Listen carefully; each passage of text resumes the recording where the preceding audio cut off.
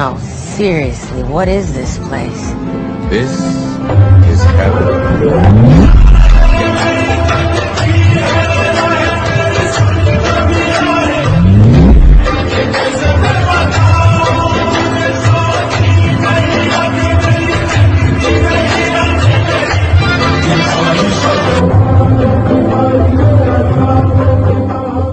Hello guys and welcome back to this amazing channel that is the Crazy Commerce Professor। आज हम पढ़ने वाले हैं, जैसे कि आप देख सकते हैं कि case studies, but case study के पहले हम आपको कुछ इंपॉर्टेंट टिप्स देना चाहेंगे। केस स्टडी का ये पहले का एपिसोड रहेगा जिसमें हम एक आपको टिप्स देना चाहते हैं कि भाई किस तरीके से केस स्टडी को सॉल्व किया जाए, क्या क्या पॉइंट को ध्यान में रखा जाए, क्या क्या चीजें की जाए। तो भैया सबसे पहले केस स्टडी सॉल्व करने के पहले watch the lecture first before proceeding. भैया ये पॉइंट ऑफ नोट है, जो हमने पढ़ाया है उसको देख लीजिए ताकि आप कॉन्फिडेंट होके केस स्टडीज बनाए, वरना आपको कुछ नहीं आएगा यार। क्या मतलब फिर बनाने का। एक और झकास चीज दिखाओ क्या?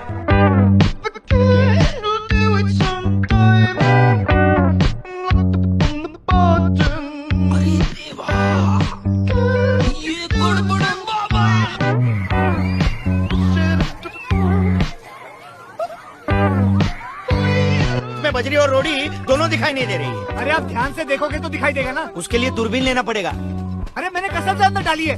नहीं, हो सकता है सब जमीन के अंदर धस गया हो। Therefore, आप पहले लेक्चर्स देख लें, उसके बाद ये वीडियो को देखें, ज्यादा आपके लिए बेनिफिशियल रहेगा। और लेक्चर्स बहुत ही मजेदार है यार, देख लो एक बार। चलिए आगे बढ़ते हैं। नेक्स्ट इज, आप याद रखिए कि ये सारे आपके इंपॉर्टेंट टॉपिक्स, अब ये इंपॉर्टेंट टॉपिक्स देना क्यों जरूरी। अक्सर बच्चे एग्जाम के वक्त ये खोजते हैं कि सर कुछ इंपॉर्टेंट टॉपिक्स मिल जाए जिसको हम पढ़ ले पहले, ताकि हम थोड़े से श्योर हो जाएं एक चैप्टर को लेके। तो बेटा याद रखिएगा, मेरे जितने एक्सपीरियंस है, टीचिंग एक्सपीरियंस अभी 10 साल का, 10 साल से ज्यादा का मेरे पास एक्सपीरियंस है। तो याद रखिएगा वो 10 साल से ज्यादा के एक्सपीरियंस में मैंने आज तक जो देखा है वो ये सारे टॉपिक्स देखे हैं जो बोर्ड के सबसे ज्यादा फेवरेट है, यहीं से ही क्वेश्चन ज्यादातर आते हैं। तो चलिए एक एक करके मैं बता भी देता हूं। Point number 1 is nature of management. और नेचर भी पढ़ना है तो साइंस एंड आर्ट का पढ़िए, याद रखिएगा इसमें से ज्यादा क्वेश्चन पूछे जाते हैं। Next characteristic. देखो बेटा, कैरेक्टरिस्टिक तो आपको पूरा याद करना पड़ेगा। क्यों? क्योंकि कैरेक्टरिस्टिक आपके मैनेजमेंट में भी रहेगा और आगे आने वाले पूरे चैप्टर्स में रहेगा। तो इनका सब हेडिंग भी याद कर लीजिए, सब हेड भी याद कर लो, बहुत बढ़िया रहेगा। क्योंकि बेटा आगे देखो, मैं कभी कुछ चीज याद करने नहीं बोलता हूं। क्यों नहीं बोलता हूं? क्योंकि आप क्रिएटिव हो, हर चीज याद करना पॉसिबल नहीं है। इवन बुक वाला खुद, आप यहां एक्सप्लेनेशन देखोगे कुछ अलग है, वहां देखोगे कुछ अलग है। क्यों? क्योंकि हर एक अपनी क्रिएटिविटी बढ़ाता है, हर एक अपनी ओरिजिनलिटी दिखाता है। तो आप भी करिए, बिल्कुल मैं बोलता हूं अपने ओन वर्ड्स में आंसर को फ्रेम करिए। जो आप कंसेप्ट समझते हैं उसको ओन वर्ड्स में लिखिए, बल्कि मैं तो बोलता हूं सब हेड्स भी खुद से बनाइए।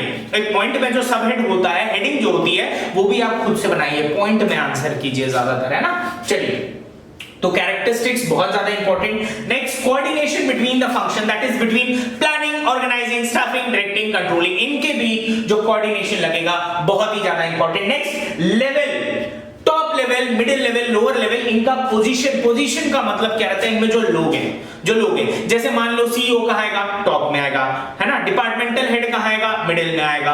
वर्कर कहाँ आएगा या सुपरवाइजर कहाँ आएगा, लोअर में। तो ये सब आपको जानना है, बस ये पोजीशन मैंने ऑलरेडी बता चुके हैं कि पोजीशन, एक बार देख लीजिएगा वीडियो को। नेक्स्ट, इनके सिर्फ 3 फंक्शन इंडिविजुअली आपको याद करना है, टॉप के, मिडिल के, लोअर के 3 फंक्शन, उससे ज्यादा नहीं बोलूंगा मैं। चलिए कोई भी तीन आप पढ़ सकते हैं, बिल्कुल कोई दिक्कत नहीं है इसमें।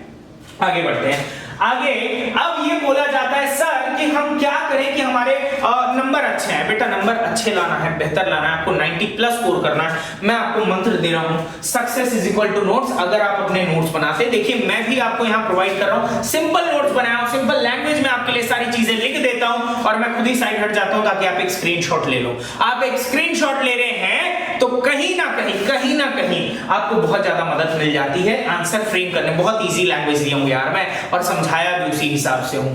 तो बेटा अपने नोट्स बनाना जरूरी है, फिर भी अपने नोट्स बनाओगे कनेक्टिविटी ज्यादा रहेगी। और मैं बोलता हूं लिखो भी मत, जब नोट्स बना रहे हो ना, लिखो भी मत, उसमें एक काम करो, डायग्राम्स बनाओ। जब आप डायग्राम्स बनाते हैं ना, छोटे छोटे डायग्राम्स, मैं आगे की क्लास में आपको डायग्राम्स बनाना बताऊंगा कि नोट्स के लिए डायग्राम्स कैसे बनाए जाए। जब आप डायग्राम बनाना सीख लेंगे बेटा, एक पिक्चर को जब आप देखते हैं ना तो पूरी चीजें याद आ जाती है। आप देखना 5 सेकंड के अंदर अंदर आप पूरी चीज रिकॉल कर लेते हो, पर आपको कोई चीज पढ़नी पड़े रिकॉल करने के लिए तो थोड़ा टाइम लगता है। तो रिकॉलिंग पावर पिक्चर्स के थ्रू ज्यादा रहती है, इसीलिए मैं बोला थोड़ा सा विजुअल प्रेजेंटेशन अगर आप करके नोट्स बनाते हो तो बेटर है। आगे केस स्टडीज कैसे सॉल्व करें भाई, ये बाप रे, बच्चों का जो 12वीं में एंटर होता है सबसे पहला सवाल ये रहता है, सर हमको डर लग रहा है केस स्टडी से, हम इसको कैसे सॉल्व करें। बेटा डरना है ही नहीं, अरे कुछ है ही नहीं यार, इसमें थोड़ा बहुत प्रॉब्लम जाएगा, शुरुआत में नई चीज है यार। अब एक साइकिल एक दिन में चलाना सीख लेते क्या? नहीं ना, अरे गिरे हो ना पहले, ऐसे जाके पर से ऐसे हो जाते थे, याद है ना भाई, वही वाली बात है, साइकिल से गिरोगे तभी तो साइकिल चलाना सीखोगे, तो वो डरने वाली बात नहीं है, बस नया एक्सपीरियंस है। तो चलिए समझते हैं केस स्टडीज कैसे सॉल्व किया जाए। बोलता है always start from the end. बेटा बेसिकली एंड को पढ़ो, पहले एंड को पढ़ो, पूछ क्या रहा है ये जान लो,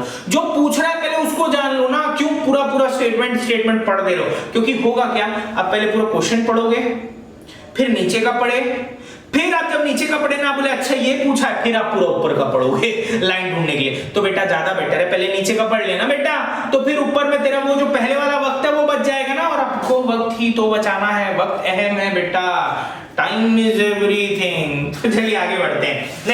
नेक्स्ट इज, अब आपको मालूम नहीं चल रहा सर ये कौन सा क्या केस स्टडीज पूछ रहा है, कहां का पूछ रहा है, सर मेरे को नहीं समझ में आ रहा है। एकदम सिंपल, कनेक्ट टू चैप्टर, पहले चैप्टर से कनेक्ट करें कि कौन से चैप्टर है ये, देन कनेक्ट टू टॉपिक, कौन से टॉपिक में से हो सकता है यार ये, कौन सा topic, then connect to the point, कौन से टॉपिक के कौन से पॉइंट से ये चीज पूछ रहा है, ये इंपॉर्टेंट है। चलिए next, write the answer in points with subhead. जब भी आप एक पॉइंट बनाते हैं, अगर बिना सबहेड्स के बना रहे हैं तो अक्सर चेकर पूरा पॉइंट पढ़ता है, पूरा पॉइंट अंदर डीपली जाके पढ़ता है, बट बेटा बोर्ड में अगर आप फ्रैंकली पूछोगे तो चेकिंग थोड़ी सी जल्दी होती है, थोड़ा जल्दी उनको भी रहता है, तो अगर आप थोड़ा जल्दी, मतलब अगर कभी, अब देखिए अलग अलग टीचर रहते हैं, बट फिर भी मैं आपको एडवाइस करूंगा कि थोड़ा सा आप सबहेड्स डालिए। जब आप सबहेड देखिए, ऐसे सबहेड अगर आप डाल दे रहे हैं तो उससे होगा क्या, चेकर को आपको ऊपर देख के समझ में आ जाएगा बच्चे को आता है कि नहीं, है ना, क्लियर कट, उसको एक बेसिक आइडिया मिल जाता है कि हाँ यार बच्चा स्मार्ट है, चलो सबहेड्स डाल दे रहे हैं ना, पता है कि अंदर जो लिखा है कहीं ना कहीं सही होगा,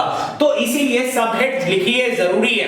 एक पॉइंट बिना हेडिंग के मत डालिए, मैं बार बार बोलूंगा, एक पॉइंट बिना हेडिंग के नहीं डालिए, और पॉइंट भी लिखते हो तो ऐसा कचरा टाइप का मत लिखो कि भैया एक के नीचे एक घुसा दिए हैं और कहीं जगह ही नहीं। आप क्या करो, एक पॉइंट लिखिए, थोड़ा सा 2-3 लाइन तक उसको आधा, यानी जितनी बची जगह ना उतने में लिखिए, फिर उसके नीचे तक लिखे, देखिए बड़ा सुंदर लगता है, क्योंकि कुछ टीचर आप सुने होंगे बोलते हैं 3 मार्क के लायक आंसर नहीं था, 3 मार्क के लायक लेंथ नहीं है, बड़ा नहीं है आंसर, अरे ठीक है भाई, ठीक है बड़ा कर देंगे, लो कर दिए, है ना, लो कर दिए, कोई दिक्कत है क्या, ठीक।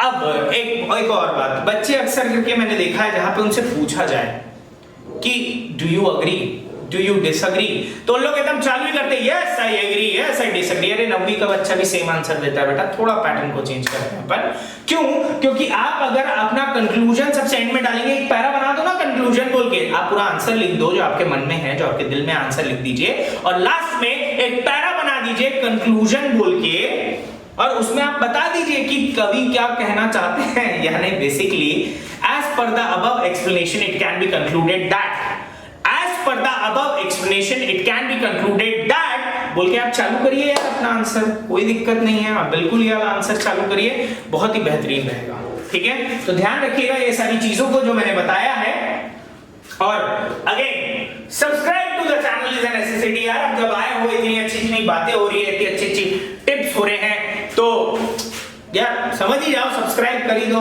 और एक शायरी तो बनती है आपके लिए कि तस्वीर लेना भी जरूरी है गालिब, तस्वीर लेना भी जरूरी है गालिब, आईना बीता हुआ वक्त नहीं बताया करते हैं। तो इसी के साथ आई होप आपको पूरा चीज समझ में आया होगा, पूरी चीज बेहतर तरीके से आई होगी।